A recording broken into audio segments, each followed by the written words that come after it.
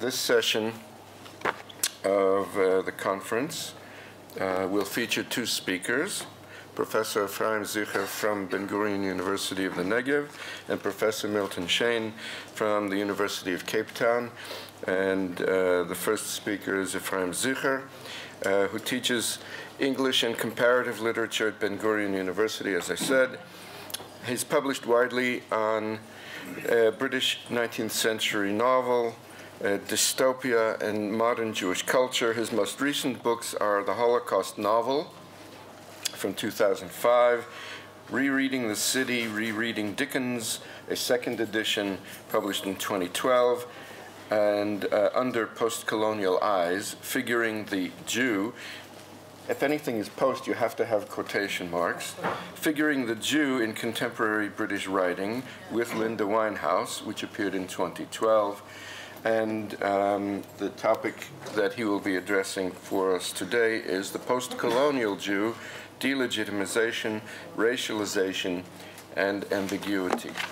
And we'll have about 25 minutes for each speaker so that we have a little time left over for discussion. Thank you very much for that introduction. It's an honor, a pleasure to be here at this conference.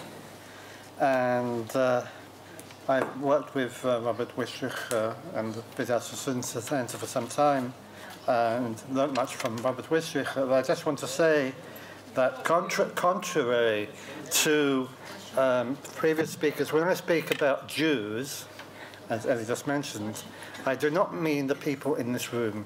I don't think there are any people in this room who are, quote mark, small j Jews. So I would take that distinction between constructions of figures of Jews, the imaginary Jew, from real Jews for granted. The title of my talk is The Post-Colonial Jew, Delegitimization, Racialization, Ambiguity. The self-hating Jew, Finkler, in Howard Jacobson's Booker Prize-winning novel, The Finkler Question of 2012, has reminded us that if supporters of Israel do not understand the narrative of their opponents, they will never, ever win the argument. In this short presentation, I want to try to understand the narrative by looking at some of the underlying reasons why Israel has been delegitimized in a public and academic discourse that is mainstream and that identifies with an anti-racist, liberal, progressive platform. In particular, the question of whether anti-Zionism okay.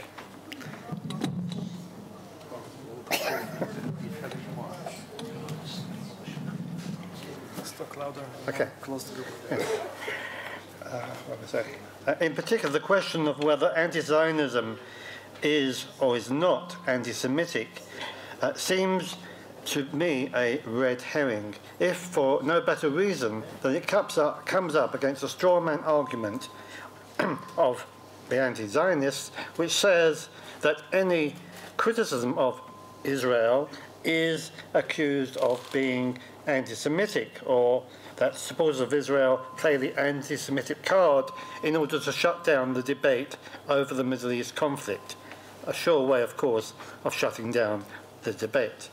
Rather, what I want to do is, as I said, to look at the narrative and examine some fundamental ideological underpinnings in representative texts of post-colonial theory.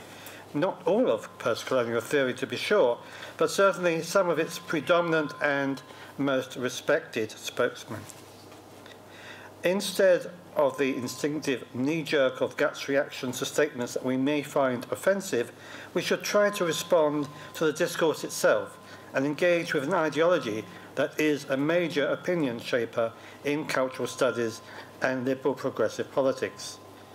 I will not have time to deal with the origins of the discourse of the New Left in the 1970s, about which Professor Wistrich has written so authoritatively, nor will I present more recent attempts to theorize anti-Zionism as a morally mandatory form of political activism and an alternate anti-essentialist Jewish identity, for instance in books by Jacqueline Rose and Judith Butler, of whom I'm sure you've already heard more than enough.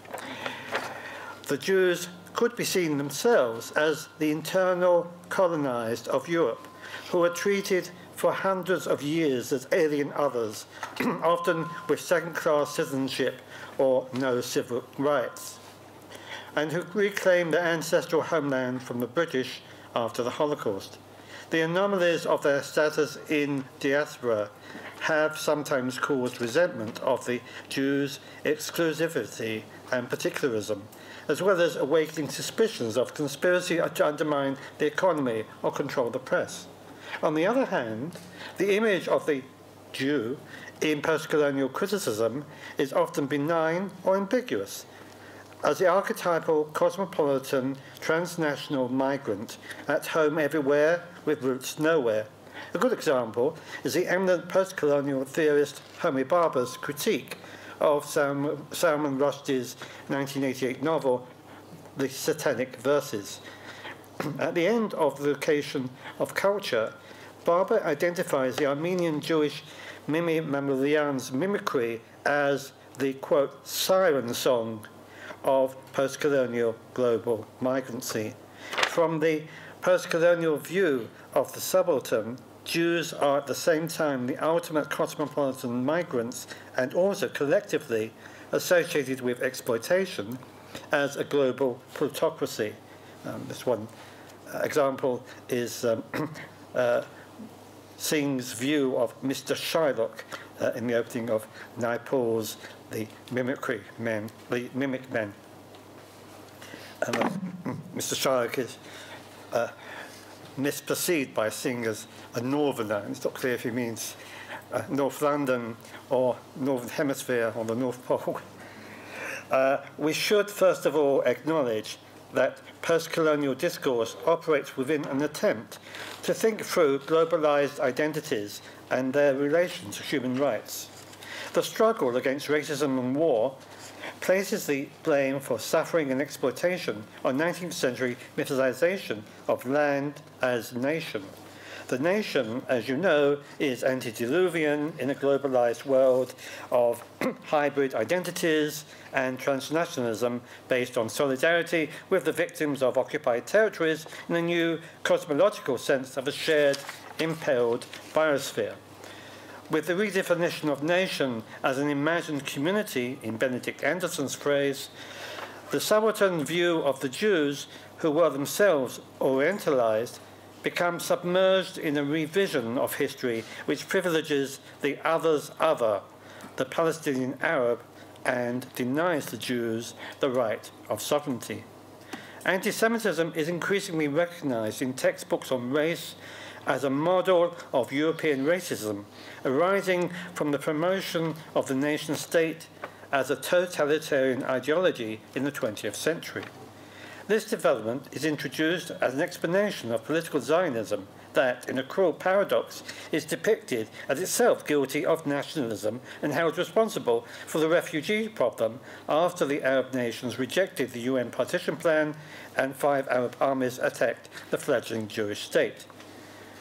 The ensuing ethnic cleansing that is alleged to have occurred illustrates for scholars of race the way Zionism turned from portraying Jews as outsiders in Europe to becoming itself a typically European colonial project characterized by racial superiority and territorial expansion. The mantra that Zionism has turned into colonizing force ignores the irony that the tiny state of Israel could be considered a threat to radical Arab nationalism, a favorable ideology that grew out of a revolt against European colonialism. Some Marxist-Leninists might think that the Jews do not count as a nation, and some would deny Jews' aspirations for sovereignty on the grounds that the nation-state was the root of all evil, responsible for racism and all forms of violence in the 20th century. Following his own historical dialectic, John Hutnick Professor of Cultural Studies at Goldsmiths College, University of London, has decided that there is no Jewish nation, but rather that there are diverse Jewish peoples, in the plural, who were dispersed prior to the destruction of the first temple in Jerusalem by the Babylonians, so that there could be conceivably no common political or ethnic identity such as the Jews, who falsely claim their forced exile justifies the return to Zion. This redefinition of diaspora naturally has implications for the discourse of race and otherness that are elaborated by Hutnick in his assertion that, and I quote, the dialectic between whiteness and otherness, is succinctly expressed in the formation of the Israeli nation-state, created as a compensation for the Holocaust of the Second World War, but it has effectively become a representative of white supremacy with strong backing from the US government and the sanctioned systematic oppression of displaced Palestinians, end quote. In other words, the Zionist deceit that conceals supposed Israeli racism is the primal sin against the Jews, the Palestinian Arabs. The parallel here is with America, where the whites drove natives from their land, a symptomatic move in such reductive demagogy that imperceptibly robs Jews of their victim status and makes them appear historically as perpetrators with an ambivalent place in the racial hierarchy. Significantly, and this is commonplace dogma in our propaganda constructions of Zionism, it is the Holocaust that is the moral standard of the injustice done to others. Jews can be recognized as victims of the Holocaust and at the same time as perpetrators because of the Holocaust. The Jews, in this view, are no longer seen as exemplary diaspora. The reconfiguration of diaspora, especially relating to the hybrid identity of African Caribbeans, has been formulated by Stuart Hall, a leading British sociologist of race, as a metaphorical figure for heterogeneity, ruling out the Jewish historical experience as a false, quote, backward-looking diaspora, bound to a sacred homeland that was regained by forcing out Arab Palestinians. As Jonathan and Daniel Boyarin have noted, the disqualification of the Jewish experience as a paradigm of diaspora requires that the Zionist diaspora must be removed. We might say more precisely that post-colonial discourse tends to think of diaspora in terms of a transnational community of global migration. This displaces the historical understanding of the Jewish diaspora as the dispersion of Jews to the Babylonian captivity and the Roman exile that would end with the re-establishment of the Jewish state in the land of Israel. Indeed, some recent Jewish discourses about post-national diaspora identities have insisted on Judaism's intrinsic extraterritoriality and have focused exclusively on those Jewish values that are assimilable to a human rights agenda and point to a history of Jewish involvement in radical activism. And by the way, the Boyarins, I think, are a chief example. You remember the Boyarins' famous manifesto and the photo of them with representatives of Notori Carter. The problem may be with the reductiveness of analogous thinking in a discourse that has tried very hard to transcend conventional boundaries of race and ethnic difference. When distinguished cultural theorists such as Homi Bhabha dutifully voice their identification with the correct global causes, these risk being reduced to analogous cases. For example, when Bhabha generalizes blackness into the marginal status of all outsiders who come late to white European modernity. In the conclusion of The Location of Culture, Bhabha thinks of Frantz Fanon's story of the dirty nigger in the chapter in Black Skin, White Mask, mistranslated as The Fact of Blackness. Whenever he hears angry words about, among others, quote, the Jew in that Estiminet, and he's referring to C.S. Eliot's anti-Semitic poem, Gerontion, in that Estiminet of Antwerp, of the Palestinian on the West Bank, or the Syrian student eking out a wretched existence on the left bank, end quote, he universalizes the meaning of being called or regarded a nigger into what it means to be a marginalized and displaced other. This kind of rhetoric tends to flatten out different situations into a chain of subalternity, and the Palestinian Arab becomes an archetype of the Jew, small j. In a revision of this view, Barber has written, quote, "The Jew," his quotes, "stands for that experience of a lethal modernity shared by the histories of slavery and colonialism.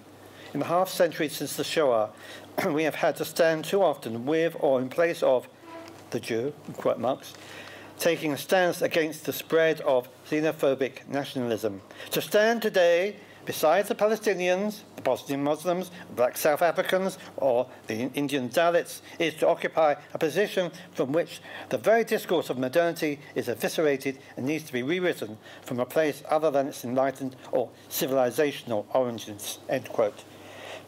In this way, the Jew is displaced by the Muslim and the black as archetypal victims in the revised history of imperialism and neocolonialism.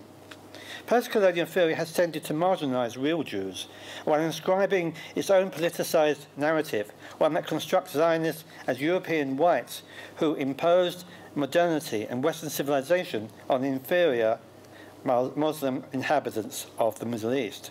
The renowned American sociologist David Theo Goldberg has constructed a model of a racialization of Israeli whites who are locked in a Samson complex, powerful but blind in Gaza, an endless and senseless struggle with the local Philistines, though I thought that actually had no connection with Palestinian Arabs.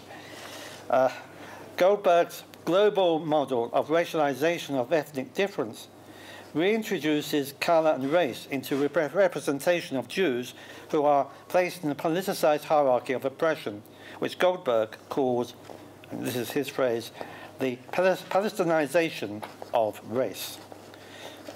The post-colonial understanding of the Jew in Israel owes much, of course, to the immigrant Palestinian Arab critic Edward Said.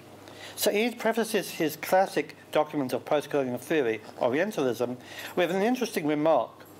The history of Orientalism, he writes, in its Islamic branch has mirrored the history of Antisemitism, the secret sharer of Orientalism. This, he says, is for a Palestinian Arab like himself an irony, since he regards Israel as the colonial occupying power, misrepresented in America as democratic in binary opposition to the evil Arabs, a prejudice he constructs as both consistent American foreign policy and cultural attitude. Said presents his study Orientalism, therefore, as an attempt to undo this imagined bigotry which alienates the Palestinian Arab in exile. Zionism and Orientalism are conflated in the question of Palestine of 1979, when Said declares, citing correspondence between Chaim Weizmann and Balfour, that the Zionists cleverly used Orientalist rhetoric about the Arabs to trick the British into acquiescence. Said further explains American funding of Israel to be a result of liberal Zionist paternalization of Palestinian Arabs. Said tries to explain Zionism from the point of view of its victims by reiterating the fact that the rhetorical construction of the Balfour Declaration related to real people and a real land. But in doing so, he deconstructs Zionist claims to the Jewish ancestral homeland as a rhetorical deceit that has no reality. This essentializes Zionism just as much as Said accuses Zionists of essentializing the Arabs as a colonized people. As Gideon Shimoni has pointed out, such a Manichaean view Such a Manichaean view fails to understand the history of Zionism, its varied manifestations and transformations, or the attempt of some Zionists to implement socialist, not imperialist aims. Thank you. For these reasons, post-colonial theory, argues Shimoni, cannot provide an analytical tool for understanding the Arab-Israel conflict. Put it on your shelf. Oh. In the common falsification of history, as Ivan Davison-Kalmar and Derek Pensler have pointed out in their collection of essays, Orientalism and the Jews, Zionism is treated as only a form of colonialism, never also as a national liberation movement. Certainly the leaders of the Yishuv and Zionist historians viewed European colonialism as abhorrent and did not generally see Jewish-Arab relations in terms of colonizer and colonized, though revisionist historians have contended that those relations were patronizing and based on Orientalist attitudes. Post-colonialist discourse about Zionism has turned it from an anti-colonialist movement to a state-building enterprise. Edward Said's The Question of Palestine, which has become a key text of post-colonialist theory, goes as far as presenting Zionism as solely a European project to impose modernity on the Arabs of the region and introduce a civilizing force that would awaken them from a Levantine slumber. The 1967-68 war has been cast as a decisive moment when Israel became retrospectively a colonizing power, occupying the land. Contemporary post-colonial views of history echo Arnold Toynbee's neo-Paulite position, which has already been mentioned by Leslie Clough in her paper, that the Jews were a fossilized relic of an extinct civilization who, because of what he euphemistically calls their economic conflict with Western Gentiles and their incompatibility with a homogeneous community, had suffered a tragedy in 3 acts. Toynbee castigated the sinister and demonic nature of Zionism that grew with the rise of Nazism in Germany, and that proved the point that Jewish characteristics derived not from racial origins, but from the peculiar conditions of the diaspora, which Toynbee declared the Israeli Jews were now destroying. Toynbee accused the Israeli colonizers of persecuting and dispossessing the Arabs, as the Jews had been dispossessed by the Nazis. They were settling the land in the same spirit as the Puritans in America and the Boers in South Africa, inspired by the biblical books of Exodus and Joshua and smitten with the sin of nationalism. This kind of politicized, manipulative reasoning, which goes by the name of history, comes close enough to equating the twin evils of Judaism and Zionism with racism and Nazism, a trademark of Soviet propaganda of the 60s and 70s. When we analyze the discourses about the Jews as a construct of the Western imagery, an ambivalent figure emerges that is familiar from postmodernist construct of the cosmopolitan, who is uneasy in modernity and forced to confront the history of violence. Yet there has been a move among some post-colonial theorists to resist models of the Holocaust as unique and extrapolate the history of Jewish persecution in Europe to the general experience of slavery and colonialism around the world. The multi-directional approach to the Holocaust, spearheaded by Michael Rothberg, does not try to relativize the genocide of the Jews, but rather, as in Steph Krapp's recent study, to align it with a new understanding of the atrocities committed against indigenous peoples by colonial powers.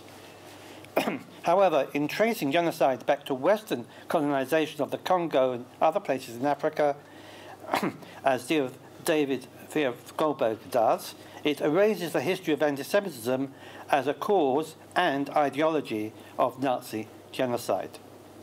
Amar Mufti, another post-colonial practitioner, rereads a number of literary texts in the context of Europe's export of the Jewish question to the Indian subcontinent, which invites a parallel between the partition of India in 1947 with the establishment of the State of Israel following the United Nations Partition Plan and the War of Independence. Partition studies, nothing to do with mathematics, have redrawn the historical map of colonialism in order to understand formation. Sorry, this microphone is trying to commit suicide again.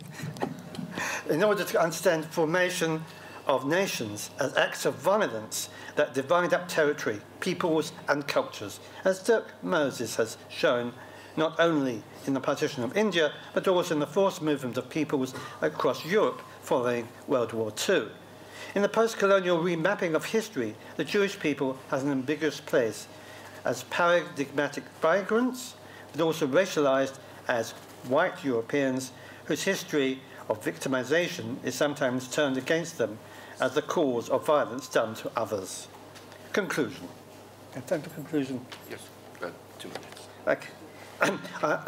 So I won't read all of the conclusion, but I just want to call for the need, or draw attention to the need for contextualizing in cultural history these various positions. The cultural and racialized assumption that Jews, that Jews use illicit means to gain wealth and power is deep-rooted and doesn't necessarily prove that people who talk about Shylocking or Fagin hold views that are hostile to the Jewish people or Judaism. I am, for this reason, as well as because I do not find it a useful or even usable term, avoiding the A word. In other words, familiar tropes are resurfacing as taboos fade in a permissive society where free speech is accessible online and in print to homophobic, racist, neo-Nazi and any other view.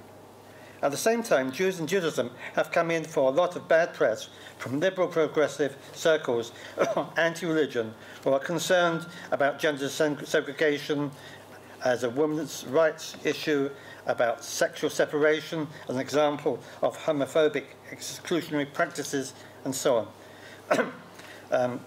Other examples are the calls for banning circumcision among Jews and Muslims on human rights grounds, not to mention ritual slaughter, which has animal lovers up in arms.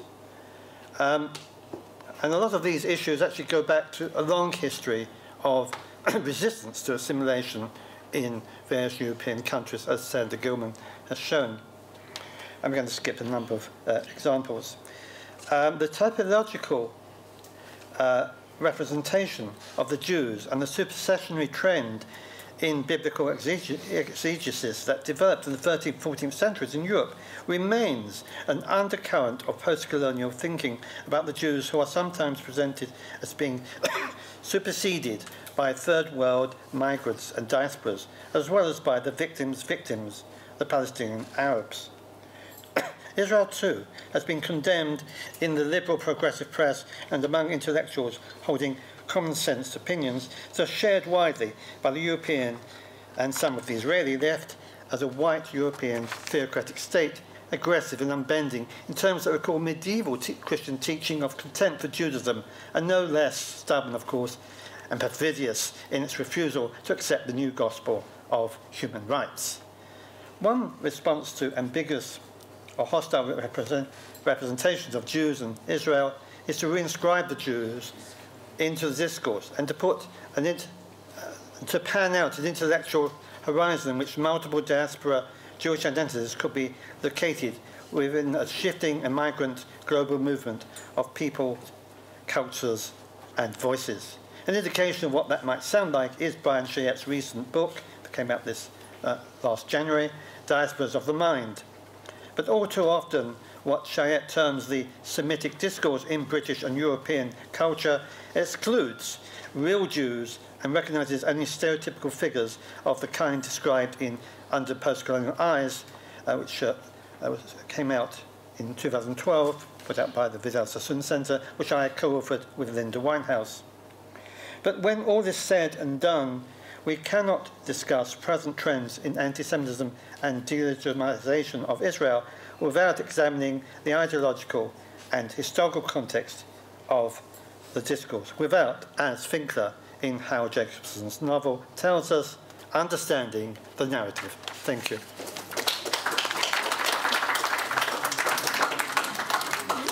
Thank you very much for a very thought-provoking talk. I think it would be useful, given the somewhat different subjects being addressed by our speakers, that we take a few moments at this point. If there are questions for Professor Sicher or comments, brief ones, we can do that now. And if not, we'll carry on with our schedule. As I said earlier, Professor Milton Shain is our second speaker. He is the director of the Isaac and Jesse Kaplan Center for Jewish Studies and Research at the University of Cape Town. He has written and edited several books on South African Jewish history and the history of anti-Semitism, including The Roots of Anti-Semitism in South Africa, Anti-Semitism, and a co-authored work with Richard Mendelsohn, The Jews in South Africa, An Illustrated History. And he's recently, or he is about to complete a study of the Jewish question in South Africa from 1930 to 1948. And Professor Shain's topic today is South Africa, Apartheid, and the Road to BDS. Thank you. I too want to add my thanks to the Sassoon Centre for the invitation, and to thank the Charles Schnapp Foundation for making it possible, and Robert Wistridge for being such an inspiration over decades.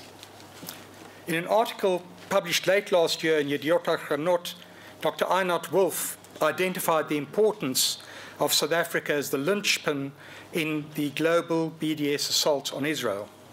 She described it as the ground zero of initiatives aimed at boycotting and isolating Israel, a country she termed the world's conscience for the liberal left in the West.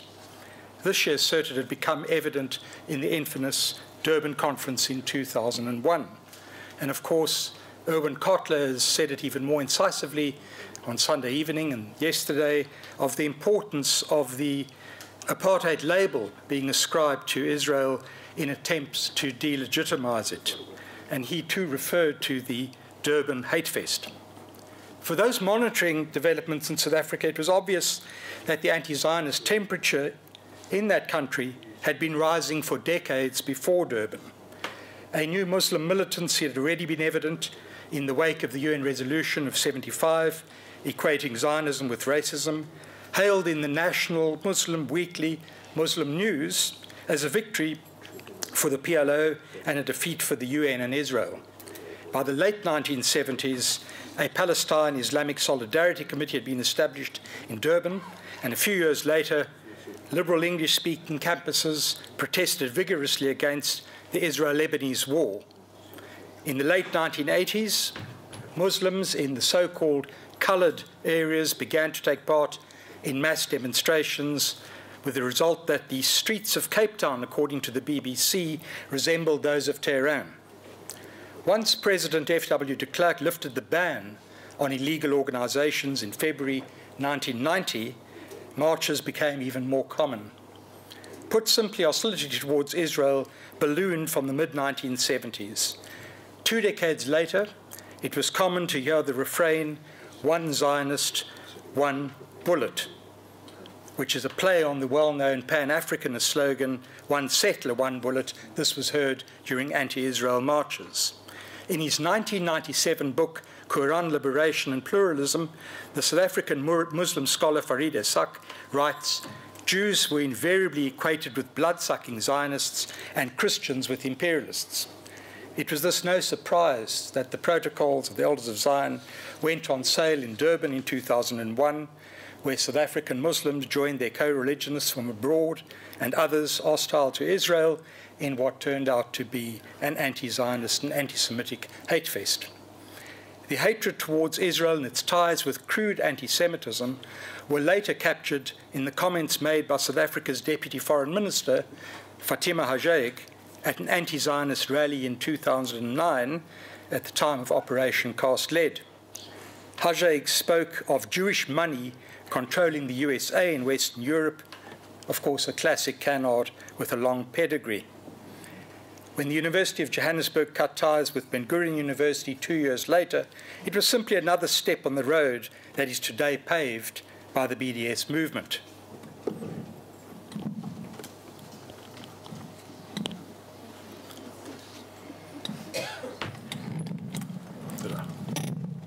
Although a Pew poll based on an urban population study conducted in 2007 indicated that 28% of South Africans sided with Israel in the Israeli-Palestinian conflict, as opposed to 19% with the Palestinians.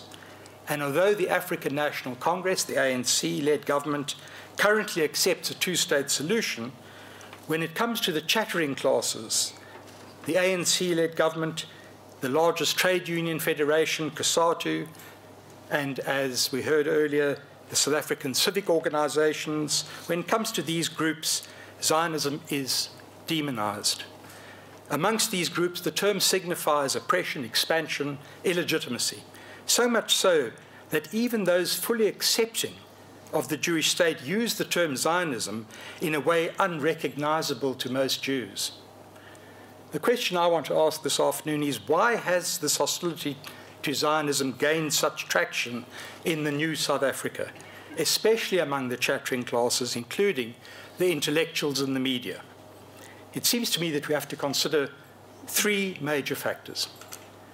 Firstly, the radicalization of a new Muslim generation from the early 1970s, more educated and influential, despite comprising less than 2% of the total population. Secondly, a third worldist and pro-Palestinian ANC-led sentiment, reinforced by close ties between Pretoria and Jerusalem from the early 70s to the end of the 1980s, coupled with a visceral suspicion of ethnicity. And thirdly, a progressive and deeply embedded human rights and anti-ethnic discourse among intellectuals, white and black, a discourse that challenges the notion of an ethnic state and frames the Israeli-Palestinian struggle through a South African prism. Let me take each of these at a time. The radicalization of a new Muslim generation. Muslims in South Africa have long been hostile to the Zionist enterprise. As early as 1925, a local newspaper, Muslim Outlook, criticized Jewish capitalists in Palestine for allegedly forcing Arab peasants off the land, and the Israeli War of Independence was described at the time as the Nakba. Further Israeli victories against Arab forces, culminating in the Six-Day War, exacerbated anger. In short, South African Muslims shared in the humiliation of their Muslim brothers and sisters. Yet throughout the apartheid period, whites experienced a sense of quiescence on the part of their Muslim compatriots.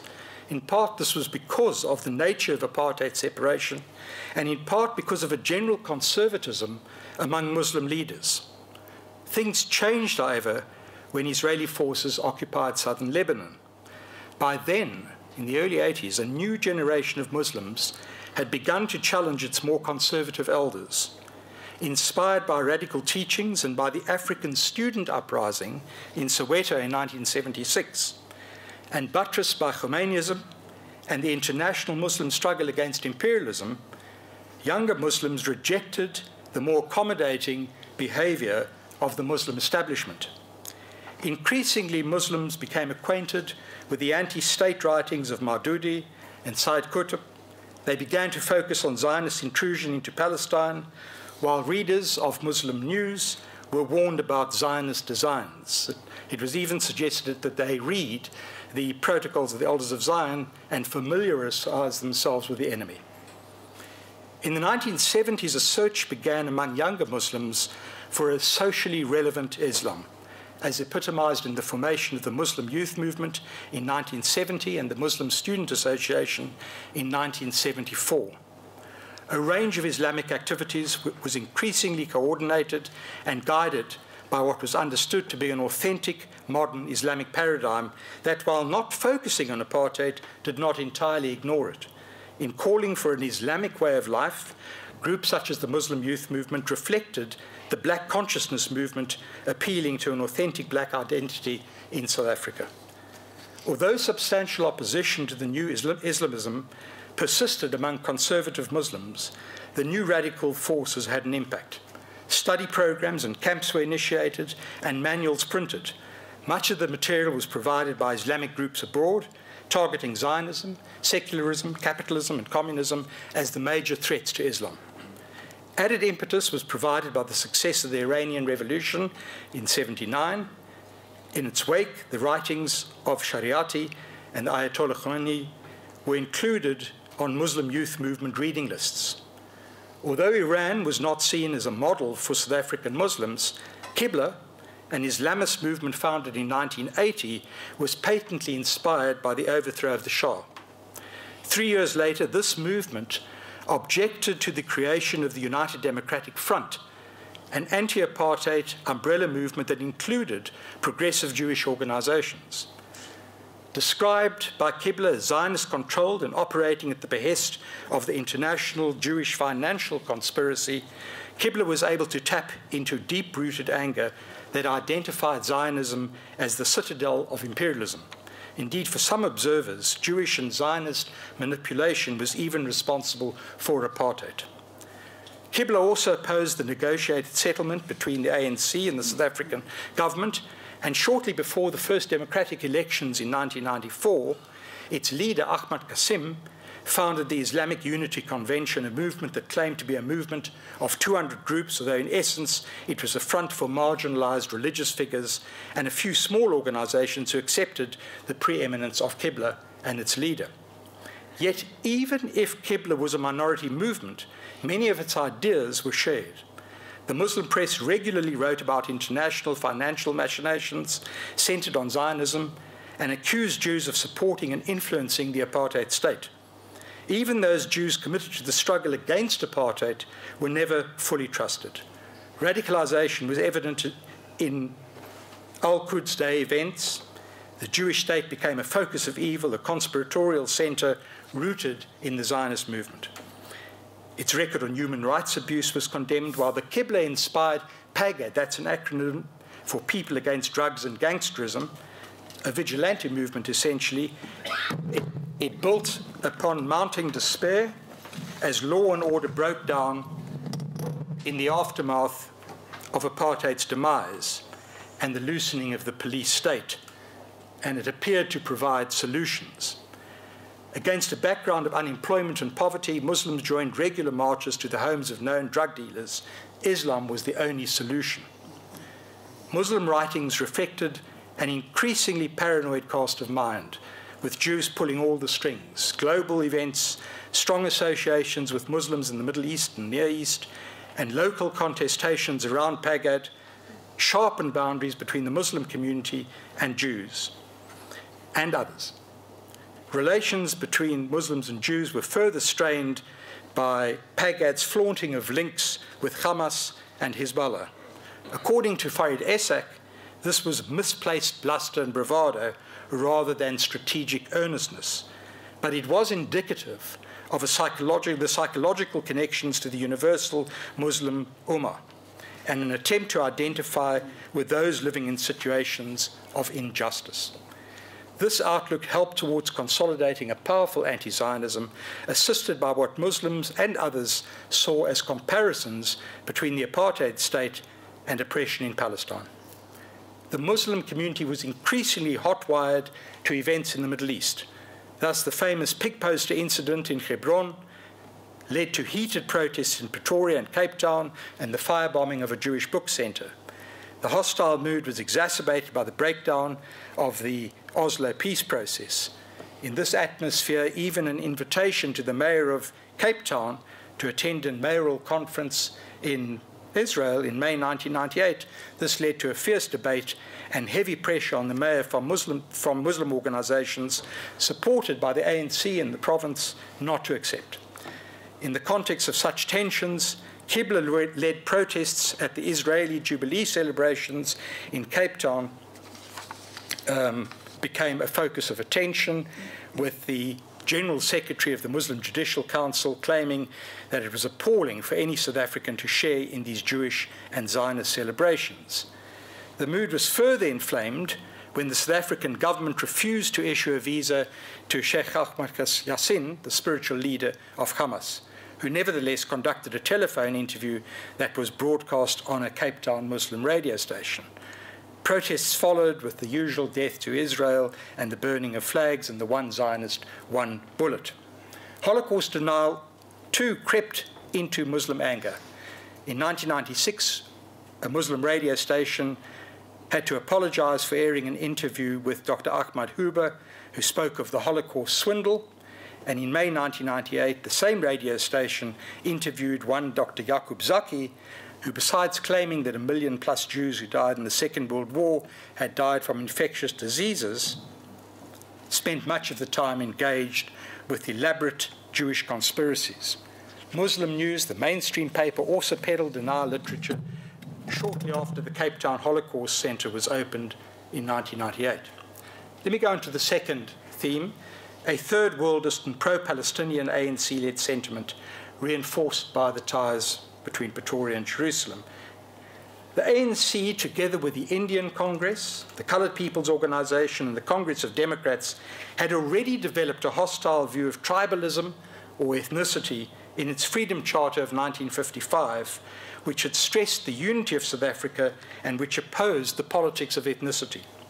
Intellectually, these positions were underpinned by a critique of the dangers of ethnic mobilization, as evident in the Afrikaner national movement. These ideas were further reinforced from the 1960s by Marxian currents within the academy, both in South Africa and abroad, and of course many of the cadres in the ANC in exile were educated in Moscow and East Germany, all feeding in. Scholars deconstructed ethnicity while demonstrating how it was being manipulated and used in South Africa as a means to divide and rule, palpable in the apartheid project with its proposed puppet ethnic homelands. A broadly third worldist and anti-colonial Weltanschauung evolved among exiled and domestic activists. They took a decidedly dyspeptic view of the West, its support for the apartheid state and the Pretoria-Jerusalem axis that evolved from the early 70s. With such views came a growing identification with third world liberation movements, third world liberation theology, and of course with the PLO. By the late 1980s, an increasingly radicalized left criticized Israel as an exclusivist apartheid state. At the UN, Dr. Mduzana, the chief representative of the ANC, still in exile at that time, put it very bluntly. I'm quoting, "The South African people have never approved of Zionism. They see parallels of apartheid in Zionism, and therefore their struggle against apartheid automatically has overtones of anti-Zionism, which is not the same thing as being Jewish." Or anti-Jewish, I should say. These views were shared by Aubrey Mokoena, a senior member of the United Democratic Front in the 1980s, which, as I said, was an internal wing of the ANC. Zionism, he maintained, was simply racism, because Zionism says we close our ranks on an ethnic basis. We take care of the Jewish interests. If you're Jewish, it's okay. If you're not Jewish, out. A former president of the Africanist Azanian People's Organization, Ishmael Makabela, took a similar view, claiming that Zionism was a form of religious discrimination, which was, in his view, the same as the racial discrimination faced by blacks in South Africa. This is in the 1980s. This alleged exclusivity ran counter to the non-racial and inclusivist outlook of the ANC liberation movement, both in exile and its domestic arm. With it went a sense of unease with the Jewish state and an easy sympathy for the PLO, as the Reverend Frank Chikane, Secretary General of the South African Council of Churches, put it in the early 80s. There's no doubt, said a prominent Soweto civic leader, Dr. Motlana, quote, that blacks tend to identify with the PLO. Let's be clear about this. There's a perception of the Arab-Israeli conflict as one of almost colonialism of a white race coming out of Europe. It is hardly surprising that with the release of Nelson Mandela in 1990, the unbanning of the ANC and other proscribed movements, and the normalization of South African politics, that there was a broad hostility towards Zionism in public discourse and on the streets. In fact, within weeks of the release of Mandela, the Jewish community was jolted when he warmly embraced Yasser Arafat in Lusaka. The day after pictures of the meeting were published, Mandela was quoted as saying in response to a question that if his meeting with Arafat and his statements equating the struggle of the Palestinians with that of the blacks were to alienate, and here I quote, South Africa's influential Jewish community, that was, and again I quote, too bad. Only a few weeks ago, Mandela's old comrade Ahmed Kathrada confirmed his friend's sentiments during an interview on BBC's Hard Talk. My last section is the deeply embedded non-ethnic discourse. Hostility towards the Jewish state is deeply embedded among intellectuals, aided by the English language press, owned by the Irishman Tony O'Reilly's independent group from 1994 till last year, when the group was bought by an ANC-connected Muslim. Under the independent group, a previously benign view of Israel shifted to one of hostility. Robert Fisk and John Pilger were regular columnists, poisoning an already antagonistic atmosphere. Even 9/11 did not temper hostility. Some of it was driven by Ronnie Kasrils, a communist Jew, a member of the ANC underground for 30 years, and a senior commander of its military wing, Mkhonto Zizwe, and until 2009, a cabinet minister. He is the Bruno Kreisky on steroids. Kasrils has consistently compared Israel with apartheid South Africa and sees the Jews as having much in common with the Afrikaners, including the idea of chosenness, which he argues is used to advance the cause of a particular people. It's an exclusivity which gives rise to racism and all sorts of negative things, he explains. Of course, the notion of exclusivity, manifest in the ethno-national state, has always raised problems for the radical left. It challenged a deep-seated universalism and hostility to nationalism.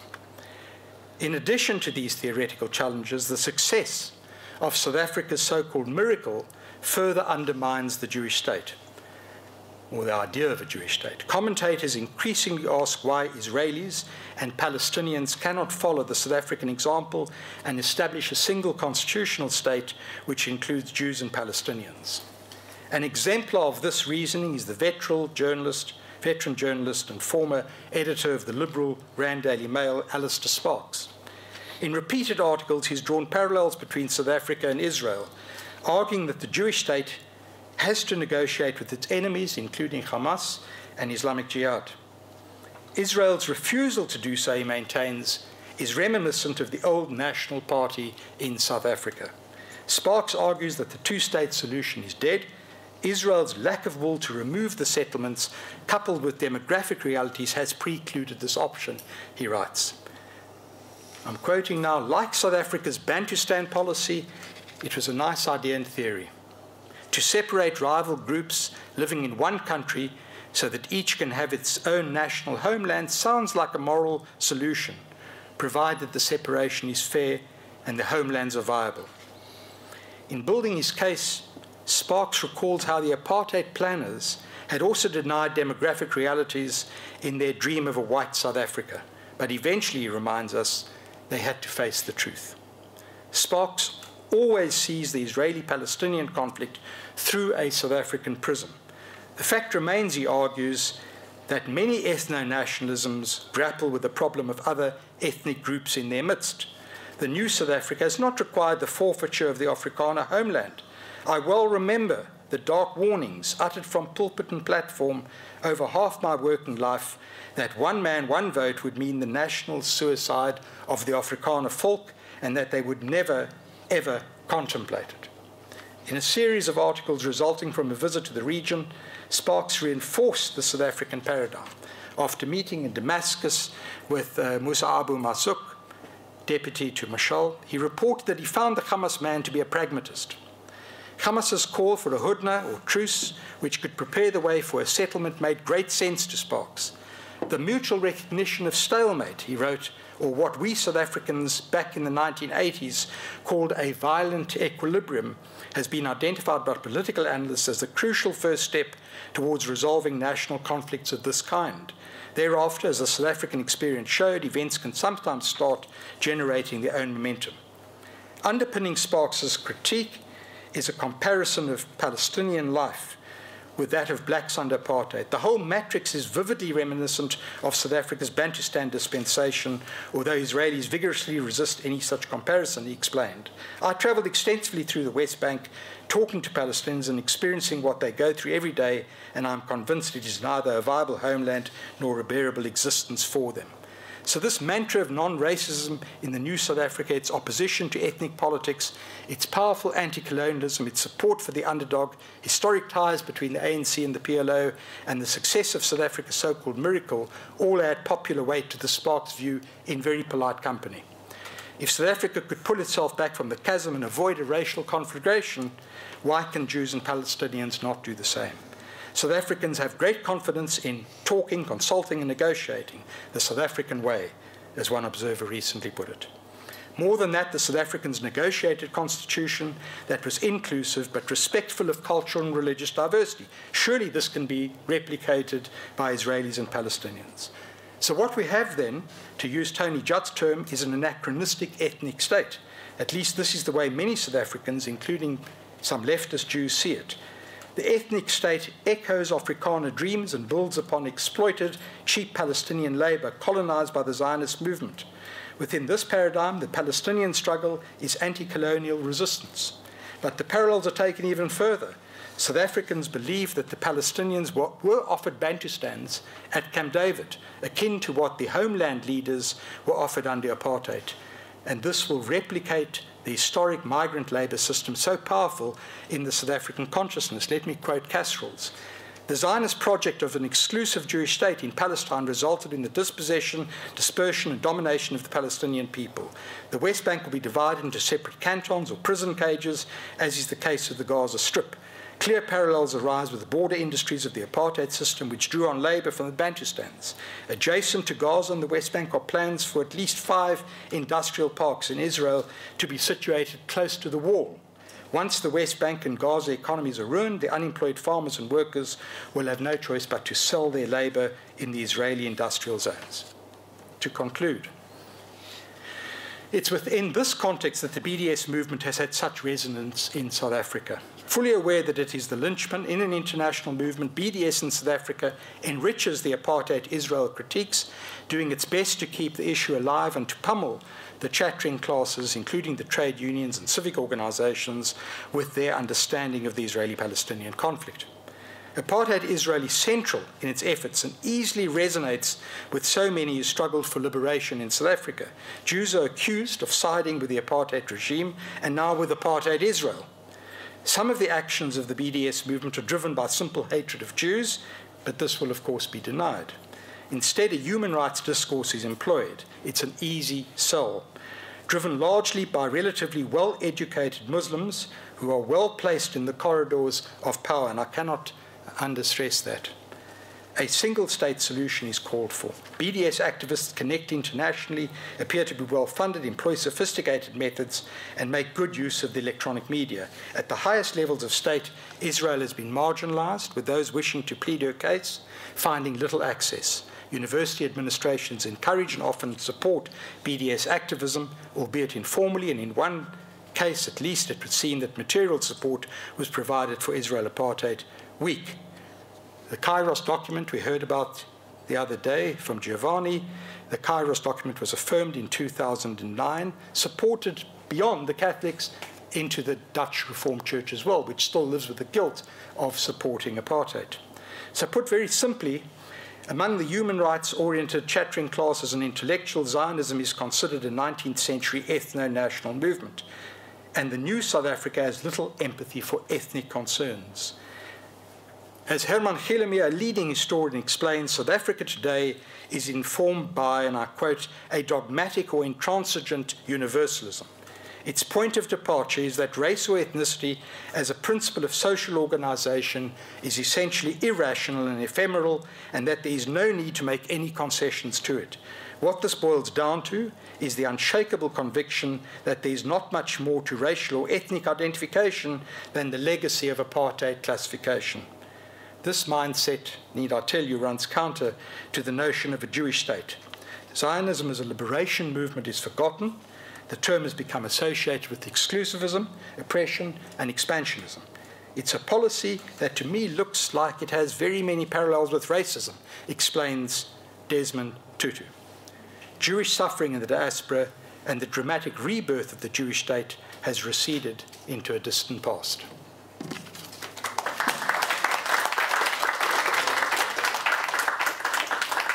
Thank you so much. We have approximately 9 minutes for discussion and questions.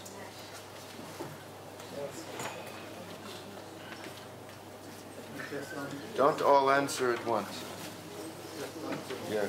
If I remember well, maybe I'm wrong. Speak up a little bit so that the rest can... There was a dealing with Weizmann, Sokolov, and Ehrenpreis about in the 1920s about the publication of the Elders of Zion. It started in Durban. The question is about the protocols appearing in South Africa. It's 1934, where the first trial showing it to be a forgery was held, and they were convicted of it. Was the judges in 1934, August, pointed out that this was a fabrication and a hoax, while the Bern trial was running concurrently. But that was the first Durban legal event. In Grahamstown. Grahamstown, not Durban. Milton, what significance do you read into the fact that Mandela himself never endorsed the analogy, as far as I'm aware, between Zionism and apartheid? There's some people in this room who actually know more about Mandela than I do, two sitting in front of me. He was very wary about, he was obviously aware of the currents of thinking, but he did endorse a two-state solution, and as far as I can understand, it was a Jewish state for Israel. There's no real question about that. But he knew he was with, and of course things since he stepped down from power have moved a long way. Perhaps Benji Pogrund at the back might want to add something, or Giddy Shimoni. It's difficult to add. You said so many important things. But Mandela basically he did support Israel. He was totally supportive. He had to be with all his Jewish background and close connections. But he also totally supported Palestinian liberation. And if I may pick up on one point you made, I think one important factor in the ANC and other support for Palestinians is that in the hard years of apartheid, Israel and America didn't support the ANC, but the PLO did. And ANC fighters trained with PLO people in Libya, in Algeria, in the Eastern Bloc, and this was a very important factor later on. And Mandela's initial reaction to Arafat came out of his previous loyalty. He would not have been the man he was if he had distanced himself from Arafat at that stage. But I'll just toss you one question, Roman, in terms of what you've been saying. There's also the Jewish community there, much diminished now, about 70,000 or so. But how do they live with the situation you've been describing? Jews were mollycoddled in the old apartheid South Africa as far as Israel was concerned. They'd come through a terrible time in the 1930s and early 40s when the party that came to power, the National Party in 1948, had been pretty anti-Jewish. But that soon receded, and the next moment in which there was great tension was the early 1960s, when Israel was supporting the anti-apartheid movement, and Jews were sort of asked where they stood in this. But things settled down, and then when Israel and South Africa started ties in the 70s, the media, mainstream media, were absolutely unquestionably devoted to Israel and supportive of Israel. So it all came as quite a great shock, beginning on the campuses, as I said, in the early 80s. But that's the campuses, and the public don't see it. What was going on in the segregated South African apartheid society was not known by the whites. You talk to many elderly whites today, they remember a very good relationship with Muslims. They forget they were working for them, or they owned factories in which they were working, or they would have rent racketeering, things like that. But things changed as the society opened up, and the Jews took it on the cheek. And to their credit, they've come back, and they're not shy about getting into the debate. It's a very different milieu, and they're permanently in confrontation through the media, and they've come to terms with living with this hostility and taking it on the cheek and responding. Yes. I wonder if you could say something about South Africa's influence in this regard on Europe. I was aware in the early 1970s of very considerable anti-Zionist influence within the New Left within Europe from South African PAC and ANC elite members. And also in the late 1980s, I attended a mass rally of 10,000 Muslims at a supposed debate on the Bible versus the Quran by Sheikh Ahmed Deedat, together with a South African Christian, and he was doing a tour of Britain, and it was basically a feast of anti-Semitism, and whenever he said something grossly anti-Semitic, he would shout Allahu Akbar, and all 10,000 would rise up, shaking their fists, and shout Allahu Akbar. I took verbatim notes and sent them to a national newspaper and to the Home Office, and Deedat was banned for a while, but then came back again. But he must have influenced tens and tens and tens of thousands of Muslims during that tour of Britain. Are you aware of other instances of similar influence from South Africa to Europe?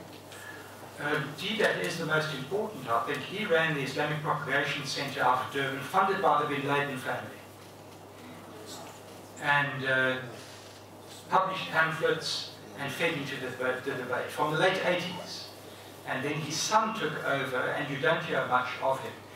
It's actually been very interesting at this conference, listening to the various perspectives from different continents and countries, to get a sense that South Africa, which always was so much more activist and chaos on the streets, to see this rising tide, obviously in Europe, but in the United States as well.